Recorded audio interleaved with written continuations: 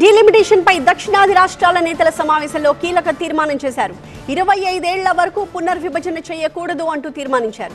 జనాభా ఆధారంగా డీలిమిటేషన్ కి వ్యతిరేకంగా తెలంగాణలో కూడా సమావేశం పెట్టాలని తెలంగాణ ముఖ్యమంత్రి రేవంత్ ప్రతిపాదించారు. రేవంత్ ప్రతిపాదనపై త్వరలోనే నిర్ణయం తీసుకుంటామని చెప్పారు తమిళనాడు సీఎం స్టాలిన్. ఇక డీఎంకే ఎంపీ కనిమొళి కీలక వ్యాఖ్యలు చేశారు.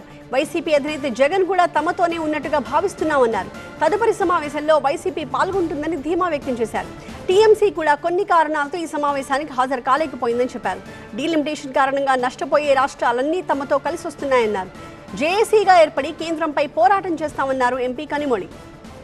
మీతో పని చేసినందుకు చాలా సంతోషంగా ఉంది. మీరే బెస్ట్ బాస్. ఇప్పటి వరకు మేనేజర్గా ఉన్నాను, ఇప్పుడు బాస్ అవుతాను. ఎలా? బాస్ వాలా be the boss. Nobody can be punished for better health numbers, better education, better statistics when it comes to taking care of its population, better education. So states like Tamil Nadu, Kerala, Karnataka, Punjab cannot be punished because we've controlled population. We are saying freeze delimitation based on population for another 25 years. Yes. அடுத்த கட்ட கூட்டம் ஹைதராபாத்ல நடக்க வேண்டும் என்று தெலுங்கானாவுடைய முதலமைச்சர் திரு ரேவந்த் ரெட்டி அவர்கள் அழைப்பு விடுத்திருக்கிறார்கள். முதலமைச்சர் அவர்களும் அதை மகிழ்ச்சியோடு வரவேற்றிருக்கிறார்கள். நிச்சயமாக இந்த